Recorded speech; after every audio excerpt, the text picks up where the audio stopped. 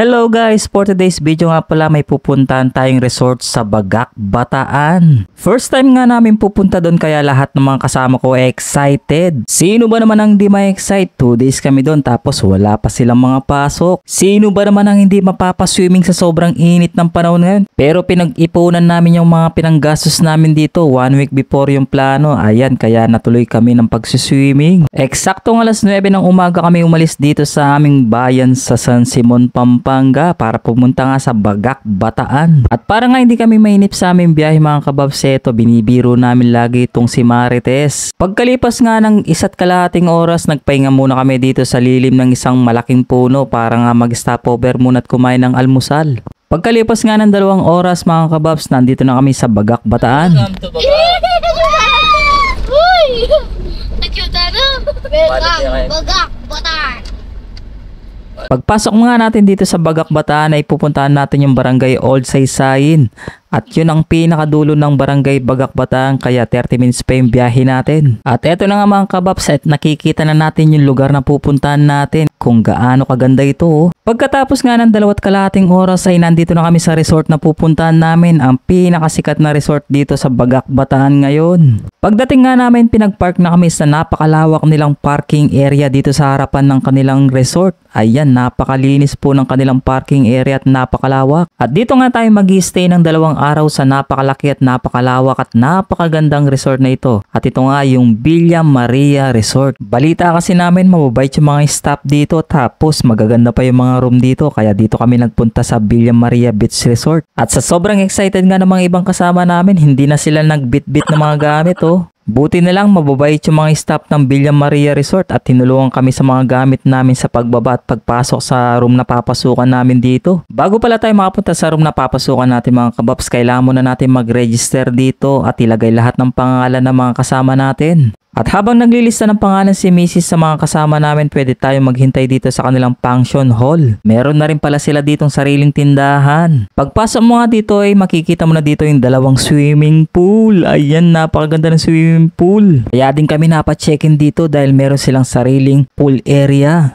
Hindi lang isa, hindi lang 2, kundi 3 pool area meron sila dito. Astig, di ba? Heto naman yung room rate nila for overnight na yan mga kababs, 3,500 pesos. Good for 4 packs na yan Sa 3,500 na yan, meron ka ng free wifi, may aircon na rin yan at may sariling bathroom. Kung gusto mo naman dito sa 2nd floor para maganda yung view mo, ayan, pwede ka rin dito. Meron din kayong kanya-kanyang table dito para naka-stay kayo dito sa labas at nakikita nyo yung ibaba ng pool. And wait, there's more. Kung nature lover naman kayo, pwede kayong mag-stay dito sa 3rd floor. Dito naman sa 3rd floor, yung kubo room nila, meron sila dito. Ang ganda ang presko pantignan. May sarili ding aircon to. At dahil nandito nga sa 3rd floor, makikita mo na yung view dito ng barangay Old Saysayin. Ayan, napakaganda po ng view dito mga kababs. Kung gusto nyo nag-stay dito sa taas at nagiinom, nagkukwentuhan. At kung tinatamad naman kayong bumaba para mag-swimming,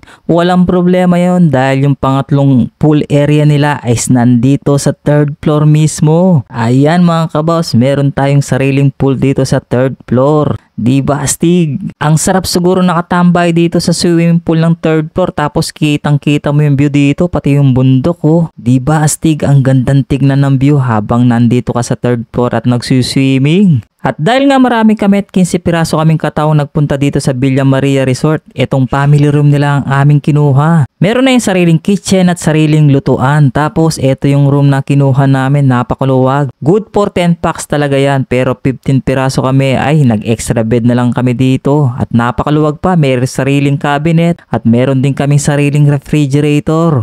Diba astig? At meron din kaming banyo na napakalaki din. Yung rate pala ng family room nila is 6,000 pesos from Monday to Thursday yan. Tapos 8,000 pesos naman kung Friday hanggang Sunday or holiday. Good for 10 packs yun Kung sumobra kayo sa 10 packs, mag-a-add lang kayo ng 250 pesos per head. At ang isang nagustuhan namin dito ni Bunso ay may sarili itong bilyaran mga kababs at libre lang to.